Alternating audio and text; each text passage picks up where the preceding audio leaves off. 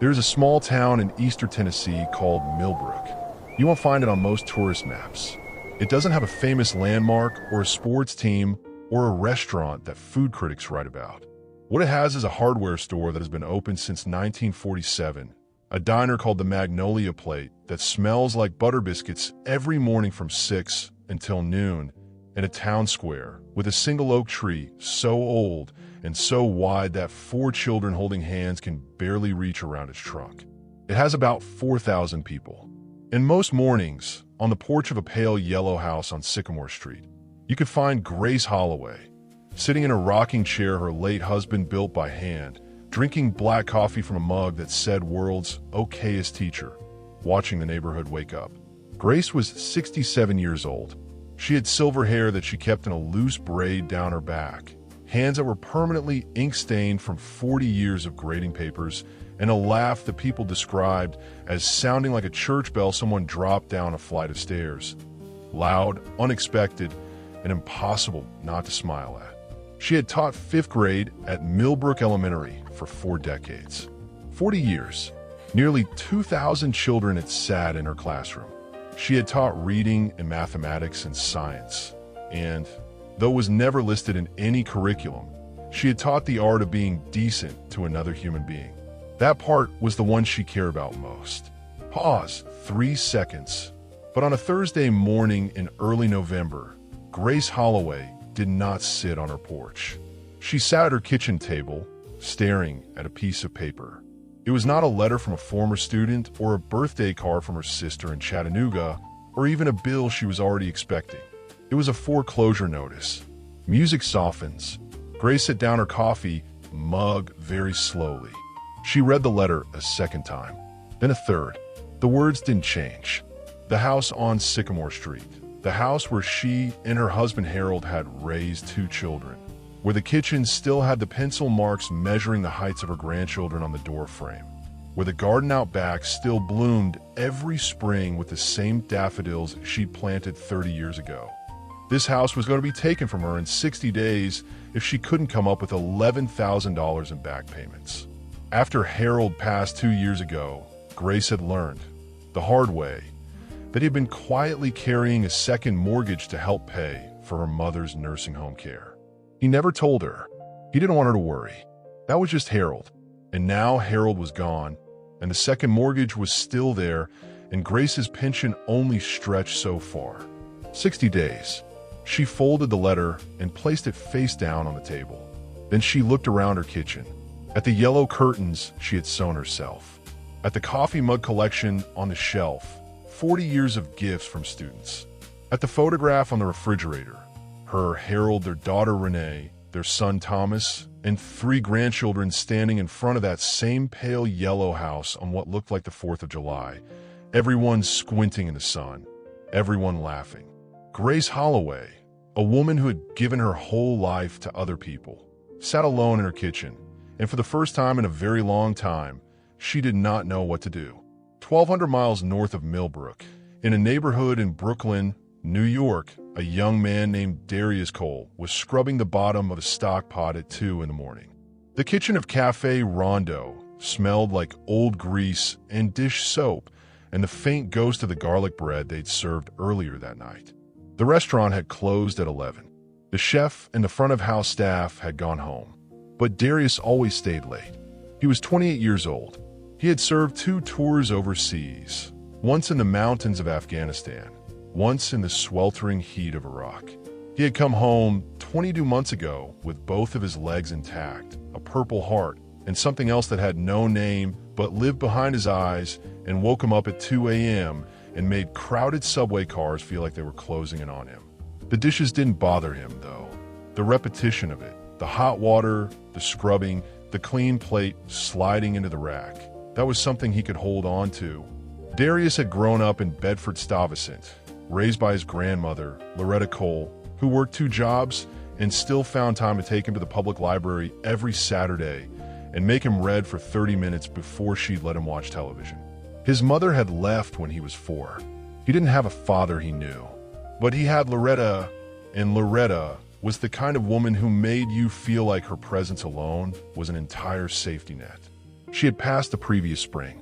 Since then, Darius had moved through the world quietly, doing his job, going home to a one-room apartment on Nostrand Avenue, eating cereal for dinner more nights than he wanted to admit, and wondering, in a way he always tried not to wonder, whether any of it was going anywhere. On this particular late November night, as he was finishing up, his manager Marco came back into the kitchen. Marco was a stout Italian man with a white mustache and the energy of a man who had been drinking espresso since the Eisenhower administration. "Cole," he said, "go home. You don't have to do that last rack. I'm almost done. You've been here since 10 this morning. Go home." Darius set the pot on the drying rack. He took off his rubber gloves. He dried his hands. "Marco," he said, "you doing the community meal again this Saturday?" Marco's restaurant ran a free meal out of the back door every first and third Saturday of the month. Had done it for 11 years. It started because Marco's late wife, Elena, believed that food was the most honest form of love, and that no one should be cold and hungry on a Saturday if there was a warm kitchen available. "Of course," Marco said. "I'll be here at 7 to help set up." Marco looked at him for a long moment. He clapped his hand on Darius's shoulder once. Firm, warm, brief. "Good man," he said. "Go sleep." What Darius didn't say, what he couldn't quite find words for yet, was that those Saturday meals are the thing he looked forward to most all week. Not because of the cooking, though he'd gotten surprisingly good at it. Not because of Marco's approval. It was because of the people who came through that back door. Old men who had nowhere warm to be. Mothers with quiet, wide-eyed children clinging to their coats. A man named Franklin who always wore a purple scarf and could make anyone laugh within 45 seconds. A teenager named Jasmine who brought her younger brother every time and always thanked them 3 times before leaving. Something happened to Darius in that back kitchen on Saturdays. The noise in his head, the noise that lived there always, that woke him up, that made buses backfiring on the street feel like the world was ending. That noise got quieter. He couldn't explain it. He didn't need to. For states to the west, in the Bighorn County of Montana, 16-year-old Maya Littlebird was awake before sunrise, sitting cross-legged on the wooden floor of her family's home, painting. She painted the way some people breathe, necessarily, instinctively, as if she couldn't exist properly without it. Tonight's painting was of her grandmother, Esther, who was 79 and who still moved through the world with the quiet authority of someone who had seen hard things and survived them and decided that survival was not enough, that living fully was the point. Esther was Maya's favorite subject. Maya had been painting since she was 6 years old, when her second-grade teacher had put a set of watercolors in front of the class and Maya had spent the entire 45-minute period making the most detailed rendering of a crow in flight that the teacher had ever seen from a child, or from most adults, for that matter. Her mother, Cheryl, worked at the tribal office. Her father, Roy, worked construction when he could get it, which lately hadn't been often. There were 3 younger siblings, twin boys, Marcus and Eli, age 11, and a 7-year-old girl named Dottie, who was missing one front tooth and had the personality of a very enthusiastic golden retriever. They didn't have much. Maya's art supplies were a collection of donations, garage sale finds, and one good set of acrylics that her grandmother had given her for her 14th birthday with the words, "Don't waste this." She hadn't. In October, Maya's art teacher at Billings Central, a woman named Mrs. Prentice who drove 40 miles each way to work and believed, genuinely, that her students are going to change the world, had told Maya about a youth art competition sponsored by a foundation out of Chicago.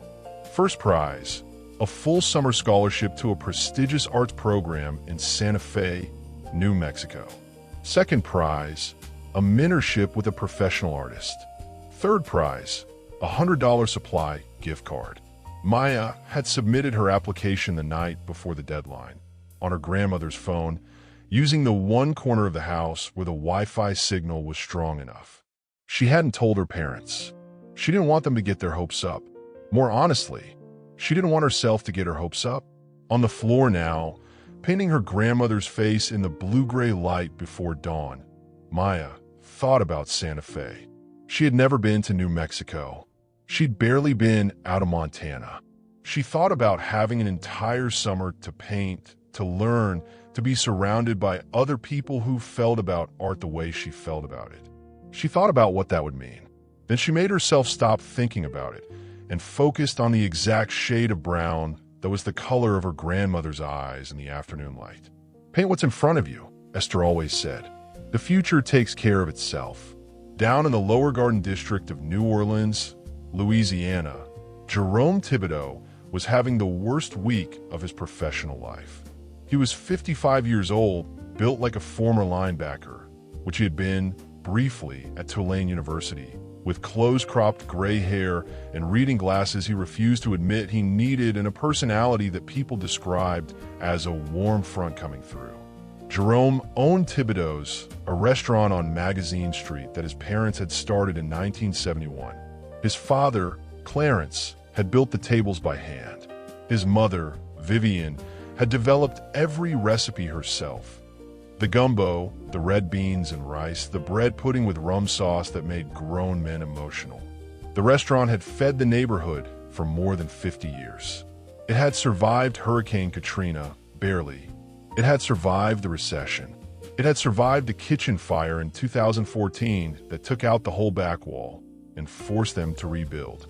But this week, Jerome had received a letter from the city informing him that the building he had been leasing for 27 years had been sold to a developer. He had 90 days. The developer wanted to put up a boutique hotel. Jerome had been on the phone all week with lawyers, real estate agents, city council members' assistants, and his younger sister niece, who was a paralegal in Baton Rouge, and kept saying things like, "Jerome, you need to document everything in a tone that made him feel both helped and exhausted." He sat in the empty restaurant at midnight, after the last staff had gone home, and looked at the tables. He looked at the photograph on the wall. His parents on opening day in 1971, his mother in a yellow dress, his father in a white shirt, both of them grinning like they'd just been handed the world. He looked at the menu boards his daughter Simone had helped him repaint last summer. He thought about his 12 employees. Rosa, 62, who had been waitressing here for 21 years and was helping put her grandson through community college. Bobby, the line cook, 24, who had come to Jerome straight out of a culinary program and said, "Mr. Thibodeau, I don't need much pay right now. I just need someone to teach me." And Jerome had taken him on, and that kid could now make a roux that would make you cry. Deacon, the host, who had grown up 3 blocks away and told Jerome once, "This restaurant is the reason I believe good things can last." Jerome put his forehead down on the table. He stayed like that for a while. Then he sat back up, poured himself a glass of sweet tea, and began writing down every idea he had. Now, you may be wondering what a grieving dishwasher in Brooklyn, a teenage artist in Montana, a restaurant owner in New Orleans, and a retired schoolteacher in Tennessee have to do with each other. Let me tell you, 23 years ago, in 1999, Grace Holloway had a student named Loretta Cole's grandson. His name was Darius. He was 5 years old, and he came to her classroom on the first day of school, wearing shoes that were too big for him, hand-me-downs, and a backpack that had a broken zipper that he'd been told to hold shut with his hand, and he sat in the very back of the room and did not speak for the entire first week. Grace noticed. She always noticed. On the Friday of that first week, Grace kept Darius after class. Not to scold him, not to ask him pointed questions. She sat on the edge of her desk, close to him but not hovering, and she said, "Darius, I want to show you something." She pulled out a book, a picture book well-worn, that her own children had read, about a boy who built a boat alone in his backyard until the whole neighborhood showed up to help him finish it. She read it to him, just the two of them, in the empty classroom, the afternoon light slanting through the windows. And when she finished, Darius, who had not spoken all week, said quietly, "Can I borrow it?" "You can have it," Grace said. She picked up a marker and wrote in the front cover, "To Darius, you are exactly who you are supposed to be. Mrs. H." Darius had carried that book until it fell apart. His grandmother, Loretta, had found it in pieces in his dresser drawer when he was 12, and she had taped it back together without saying a word and put it back. When he was 18 and enlisting in the Army, he'd taken the spine of it, all that was left, and tucked it in the front pocket of his duffel bag. He didn't know he was carrying around the first person who ever made him feel like being seen was safe. But he was. Now, Jerome Thibodeau. Jerome had never met Grace Holloway personally. But 31 years ago, Jerome's mother Vivian had been struggling. The restaurant was nearly bankrupt. Jerome was 24. His father had just been diagnosed with early onset Parkinson's disease. The neighborhood they'd been rooted in for decades was changing fast around them. Vivian had driven up to Tennessee for her college roommate's retirement party, and she'd gotten lost. This was before smartphones, before GPS in every pocket, and she'd ended up in the small town of Millbrook and pulled over at a gas station trying to read her road atlas. A woman had knocked on her car window. Silver-streaked hair, ink-stained hands, a warm, enormous laugh.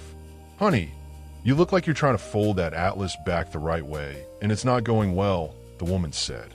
Vivian had laughed despite herself.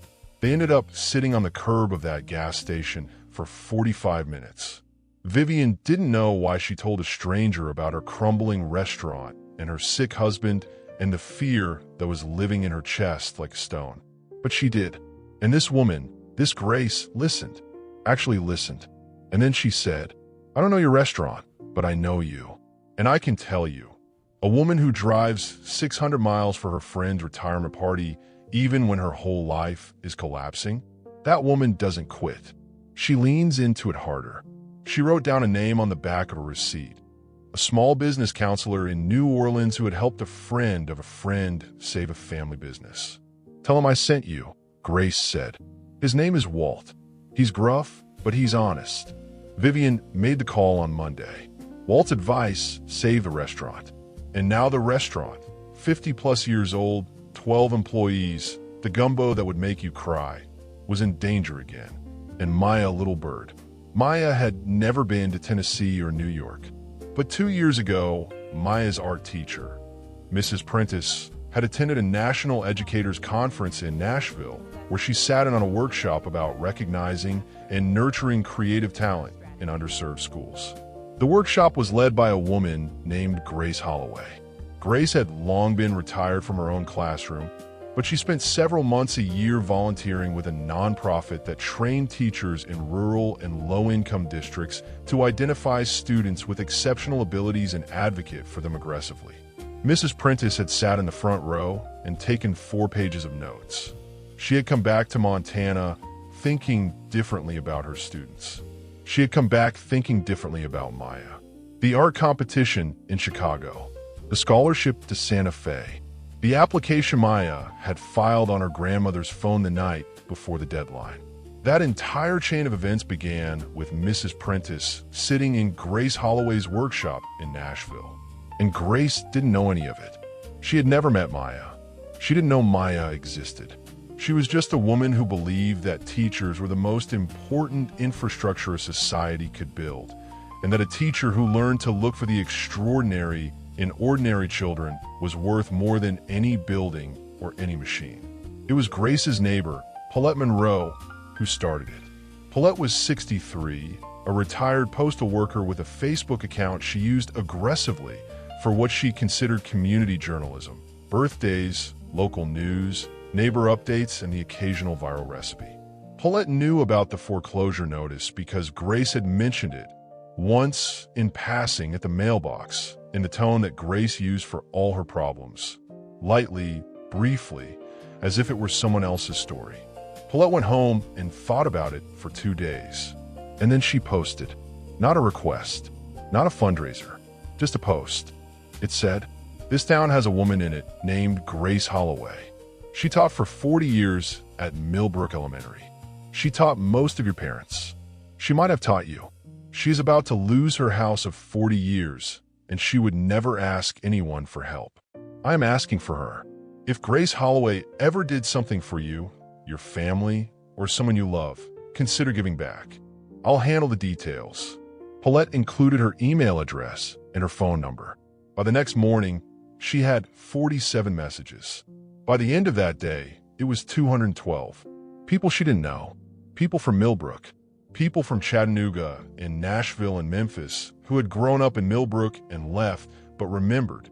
Former students who were now in their 30s and 40s. Teachers themselves, doctors, electricians. One woman who ran a bakery in Asheville who said Grace had been the first person to tell her that her writing was beautiful when everyone else had told her to focus on math. One message said, "She came to my house when I was 12 because I hadn't been to school in 3 weeks. She brought soup and she didn't call anybody. She just sat with me and asked what was wrong. I never forgot it." Another said, "She kept my daughter after class every single day for a month to teach her to read. She never told us.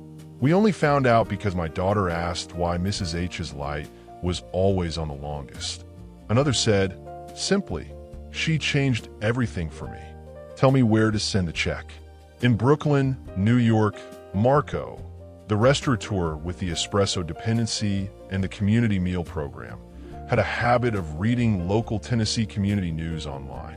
He had family there. It was an old habit. He saw Paulette's post, which had by now been shared more than 800 times. He read it twice. He thought about his late wife Elena, who had believed food was love, and about the back door of his restaurant on Saturday mornings, and about Darius, quiet, capable, haunted Darius, who showed up every Saturday at 7 in the morning without being asked. Marco sent an email to Paulette. Then he pulled out his phone and called Darius. It was a Saturday. Darius was already at the restaurant, setting up folding tables in the alley. "Cole," Marco said, "I need to tell you something." He told him about the post, about the teacher, about the town. There was a long silence on the line. Then Darius said, "She was my teacher." Marco said nothing. "5th grade," Darius said, "in Tennessee, before we moved to Brooklyn. She gave me a book." He hadn't thought about Mrs. H in years. Or rather, he had thought about her without knowing it. He had thought about her every time he did something kind without being able to explain why. Every time he stayed late to help without asking. Every time he sat down next to someone who was struggling and just stayed present without trying to fix them. That was Mrs. H. That was her whole approach. He had learned it at 5 years old, and he had been using it ever since. "I want to help," Darius said. "I know," Marco said. "I thought you might." In New Orleans, Jerome Thibodeau received a message forwarded from his daughter Simone, who had seen it on social media. "Dad," her text said, "doesn't this sound like the woman Grandma always talked about? The one at the gas station in Tennessee." Jerome read the post. He sat down. He had heard his mother tell that story. The woman at the gas station in Millbrook, Tennessee, the name Walt written on the back of a receipt, probably 50 times over the years. Vivian told it the way people tell origin stories, the way people describe the moment a tide turned. She had always said, "I don't know that woman's full name, but I know she saved us." Jerome leaned back in his chair. He was fighting for his own restaurant right now. He was stretched in every direction. He had lawyers to pay and lease negotiations to survive and 12 employees' futures to think about. And still, he picked up the phone and called Paulette Monroe in Millbrook, Tennessee. "My name is Jerome Thibodeau," he said. "I run a restaurant in New Orleans. I think your friend once saved my family's business. I'd like to help her now." Paulette said, "Oh, honey." In Montana, Mrs. Prentice, who followed several arts education accounts online, saw the post shared by the nonprofit Grace had volunteered for. She read it. She printed it out. On Monday, she walked into her classroom and placed it on Maya's desk without a word. Maya read it. She read it twice. She looked up at Mrs. Prentice. "This is the woman," Maya said. "I know," Mrs. Prentice said.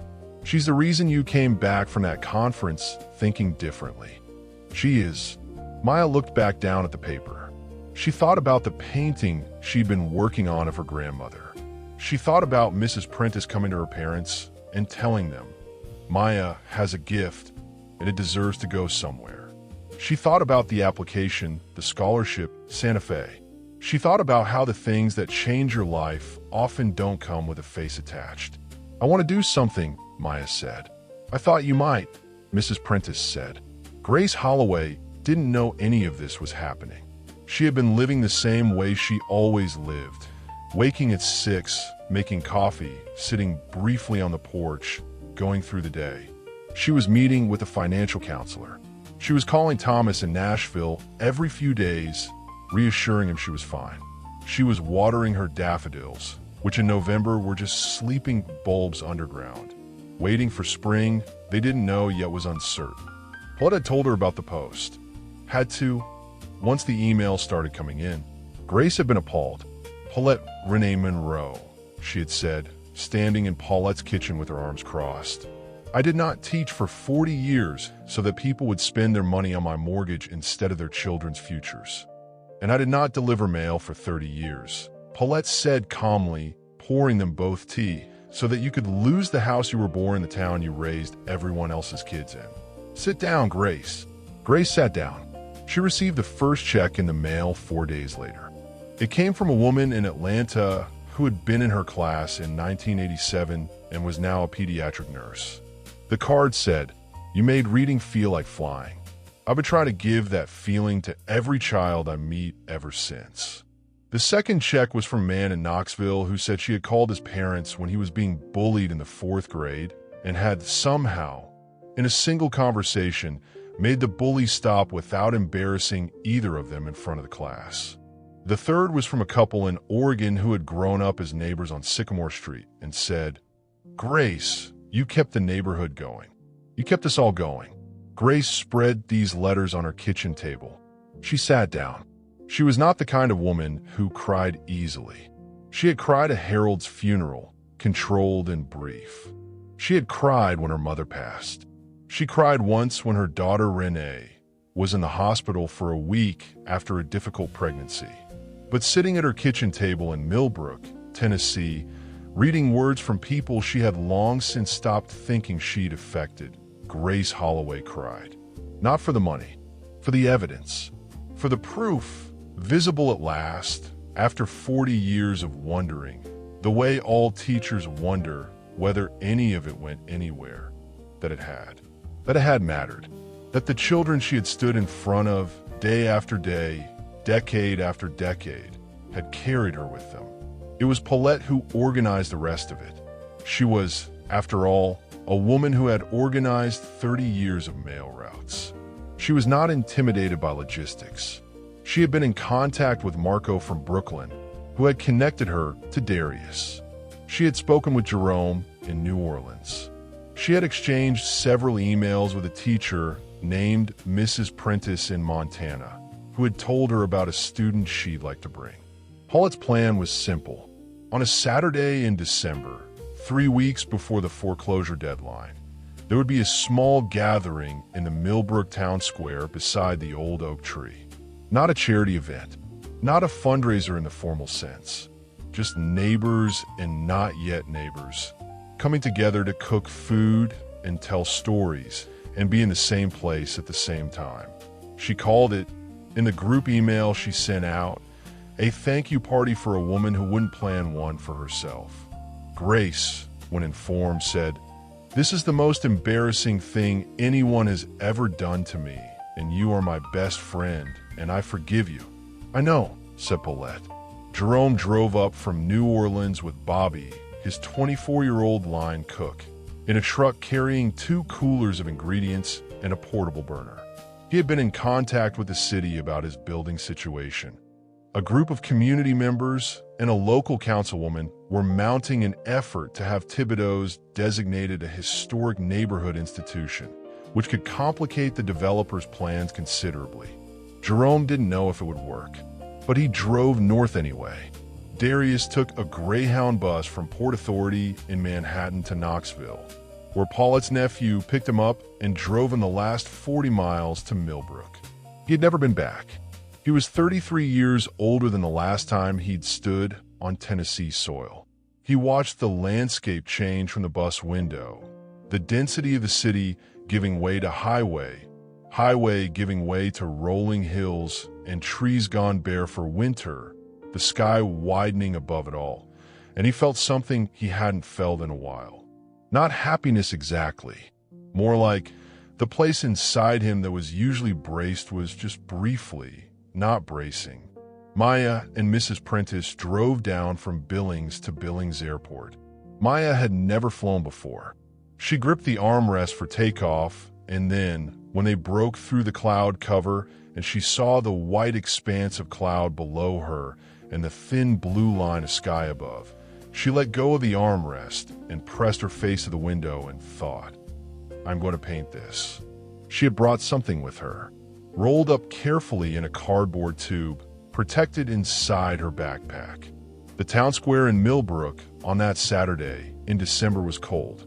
Not bitterly cold, Tennessee cold, which is a different kind of cold than Montana cold, softer, damp, the kind of cold that makes you want something warm in your hands and someone warm standing beside you. Jerome had set up his portable burner beside the old oak tree. The smell of gumbo spread across the square within 20 minutes. People came out of the hardware store and the diner. Some brought folding chairs. Someone brought a thermos of cider. The local church choir showed up, unasked, and stood in a loose cluster near the gazebo, their breath making small clouds as they sang. There were maybe 200 people. And then there was one particular group who had come from Brooklyn and New Orleans and Montana and didn't know each other or this town, standing quietly at the edge of the square, waiting. Grace arrived with Paulette. She was wearing her good green coat, and her silver braid was braided more carefully than usual, and she was looking at the crowd like she was trying to decide whether to be grateful or to apologize.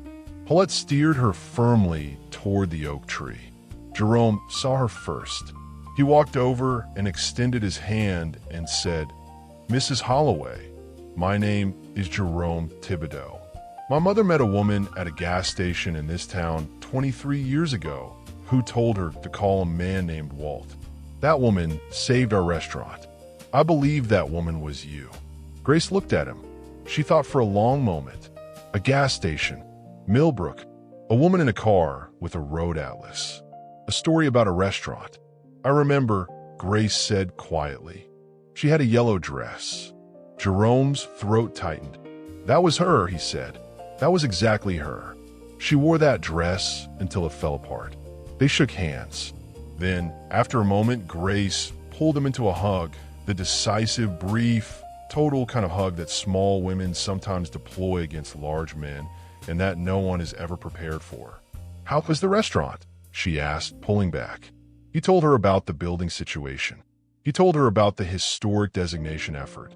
"Don't you give up that building," Grace said, with a precision that suggested she was not giving advice but issuing instructions. "No, ma'am," said Jerome. Darius stood a little apart from the crowd. He was watching Grace, watching her talk to Jerome, watching the way she moved through the gathered people, touching an arm here, tilting her head to listen there, laughing that dropped church bell laugh. He was trying to figure out if he remembered her face. He thought maybe he did, or maybe it was more that he remembered the shape of her, the shape of how she made a room feel. Paulette found him. "You're Darius," she said. "Yes, ma'am. She's going to want to talk to you. But I wanted to warn you. She's going to act like it's not a big deal, because that is simply how she is." Darius almost smiled. "I know," he said. "She was always like that." Grace found him a few minutes later. Or rather, she turned around from a conversation, and there was a tall young man with watchful eyes standing nearby, and something about the way he was standing reminded her of something, the way the past sometimes reminds you of itself, not through memory, but through posture and silence. "Were you one of mine?" she asked. "5th grade," he said. "A long time ago. I moved to Brooklyn the year after." Grace studied his face. Then she said, slowly, "You had shoes that were too big." Something happened in Darius's chest. "You remember," he said. "I remember all of them," she said simply. He reached into the inside pocket of his jacket. He pulled out an envelope. Inside was a card, and inside the card was a check. Not enormous, but more than a dishwasher usually kept in savings. He had been setting it aside for months without knowing what for. "This isn't just from me," he said. "Marco, the man I work for, he matched it. And he said to tell you the Saturday meals are still going." The meals? Grace asked. He runs a free meal every other Saturday, out the back door of his restaurant, for people who need a warm place to sit. Grace looked at the envelope in her hands. Tell Marco, she said carefully, that his wife will be very proud of him. Darius blinked. You don't know his wife? No, said Grace. But I know that kind of thing doesn't come from nowhere. Someone taught him that. Maya had been standing near the oak tree, watching everything. She was not shy. Exactly. She was an observer by nature, the kind of person who absorbs a room before entering it. She was holding the cardboard tube. Mrs. Prentice nudged her gently. Maya walked over to Grace. Mrs. Holloway, she said. My name is Maya Littlebird. I'm from Montana. I'm one of Mrs. Prentice's students. She nodded toward Mrs. Prentice, who waved from a few feet away. She went to your workshop in Nashville, Maya said. 2 years ago. She came home and she started pushing for me. Really pushing. She entered me in a competition in Chicago. I found out 2 days ago, Maya stopped. Grace waited. I got the scholarship, Maya said. Santa Fe. The whole summer. Grace looked at her, then at Mrs. Prentice, then back at Maya. Of course you did, she said softly. Maya held out the cardboard tube. I brought you something. I don't have money to give, but I made this. Grace opened the tube carefully and slid out the painting. She unrolled it slowly. It was a painting of classroom. Late afternoon light through tall windows. Desks arranged in a loose circle. A child's backpack on a chair. Old, worn, the zipper broken. And at the front of the room, a woman with an ink-stained hand and a silver braid, reading from a book to a single small boy who was listening with his whole body. You could tell from the painting that something important was happening in that room. You could feel the weight of it, the way one moment of being seen can change the entire architecture of a person. Grace held the painting in both hands. She looked at it for a long time. Ow, she said finally. Did you know what it looked like? Maya glanced at Darius, who had walked over and was looking at the painting from over Grace's shoulder. I had a description, she said. Darius looked at Maya, then at the painting. He pressed his lips together and said nothing. Thank you, Grace said. This is the most beautiful thing anyone has ever given me. By the end of that December, Paulette had collected enough. The letters and the emails and the contributions had come in from 2,000 miles in every direction, from Millbrook and Nashville and Brooklyn and New Orleans and Montana, and from places Grace had never been, people who knew someone who had sat in her classroom. The $11,000 was there. It was all there. Grace's house on Sycamore Street. The yellow house with the pencil marks on the doorframe and the daffodils sleeping underground stayed hers. But the money, in the end, was not the story. The money was just the practical outcome. The surface of it, the thing you could point to and say, here is proof that this happened. The real story was the painting on Grace's wall. The real story was Jerome in New Orleans, 3 months later, receiving news that Thibodeau's had been granted a historic designation and the developer had moved to a different site, and him standing in the middle of the restaurant and saying nothing for a full minute, and Bobby the line cook quietly going back to cooking because that seemed like the right thing to do. The real story was Darius, who that spring signed up for a social work program at a community college in Brooklyn because he had been thinking for a long time about what it was exactly that happened to him at those Saturday meals, that quieting of the noise, and a counselor at the college had helped him put words to it. Community. Purpose. The particular healing that happens when you help someone else carry their weight. The real story was Maya in Santa Fe in June, standing in a sunlit studio with 9 other young artists from across the country, making a painting so large it required her to use a ladder, a painting that would end up in a gallery show, and then in a collection, and eventually, years later, on a very important wall. The real story was Mrs. Prentice, who went to a second conference in Nashville the following year and taught a workshop of her own about recognizing extraordinary students in ordinary circumstances. And sat in the front row of her audience was a young teacher from rural New Mexico who took 4 pages of notes. In the spring, the daffodils came back. They always do. Grace was sitting on her porch on Sycamore Street on the first warm morning in April when they opened. Yellow and ordinary, and exactly where she'd planted them 30 years ago. The painting Maya made hung in her front hallway. The coffee mug collection was still on the shelf. The pencil marks on the doorframe were still there, grandchildren's heights recorded in her husband Harold's precise handwriting, a record of the years, a measurement of the living. Grace sat in the rocking chair Harold built and drank her coffee and watched the neighborhood wake up. She thought about something she used to tell her students on the first day of every school year. She would wait until the class was fully settled. 25 or so fifth graders, nervous and backpack heavy and full of summer still. And then she would turn off the overhead lights, which always got a ripple of excitement, and she would light a single candle on her desk. And she would say, "Do you know that this one candle is changing the light in this entire room? Every one of you in here, your eyes are adjusting. Your brain is adjusting. The whole room is different because of this one small flame." And then she would light a second candle from the first one. "Did the first candle get weaker?" she'd ask. "No," the students would always say. "That's right. Sharing light doesn't take light away. It makes more." Then she'd give every student a small candle, safe, unlit, and she would say, "You have this. You were born with this.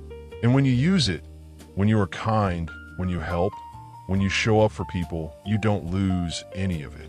You just make the room brighter." Grace Holloway had lit a candle for Darius Cole in 1999. He had carried it to Brooklyn, where it lit something in Marco's kitchen, where it lit something in the lives of the people who came through the back door on Saturday mornings. Grace had lit a candle for a stranger at a gas station in Millbrook 23 years ago. That woman had carried it to New Orleans, where it kept 12 people employed and a 50-year-old restaurant alive and a neighborhood intact. Grace had lit a candle at a workshop in Nashville. Mrs. Prentice had carried it to Montana, where it lit something in Maya Little Bird, whose painting would go on a very important wall, whose name would appear in programs and catalogs, who would one day stand in front of her own students and tell them something about light. None of these fires were the same fire, but they all came from the same source. One woman who showed up every day for 40 years and looked, really looked, at the children in front of her. One woman who gave a worn-out book to a quiet boy with shoes too big. One woman who sat on a curb with a stranger and listened. One woman who believed, without needing evidence, that the small things mattered most. And Grace Holloway, sitting on her porch in the April light, drinking her coffee, watching the daffodils. She didn't know all of this. She knew some of it now. She'd heard pieces over the phone and through letters and in the square Christmas. But the full length of it, the 1,000 small moments stretching in every direction, the ripple she had caused that were still moving through lives she would never know, that was beyond what any one person can see about their own life. That is the nature of kindness. You give it without knowing where it goes. You plant the daffodil without knowing who will see it bloom. You light the candle and the light travels. On Sycamore Street in Millbrook, Tennessee, the neighborhood was waking up. A neighbor waved from a driveway. A kid on a bicycle wobbled past. The hardware store down the street unlocked its door. The Magnolia plate, 2 blocks over, was already sending the smell of biscuits out into the morning air. Grace Holloway took a long sip of coffee. She looked at her daffodils. She rocked once, twice in Harold's chair, and she smiled. That impossible, dropped church bell, unexpected, beautiful smile at no one in particular, at everyone in general, at the bright and ordinary morning, full of people who were mostly trying, who were mostly doing their best, who were mostly, in their own quiet ways, carrying a candle someone else had lit for them a long time ago in some room they might not even remember anymore. Thank you.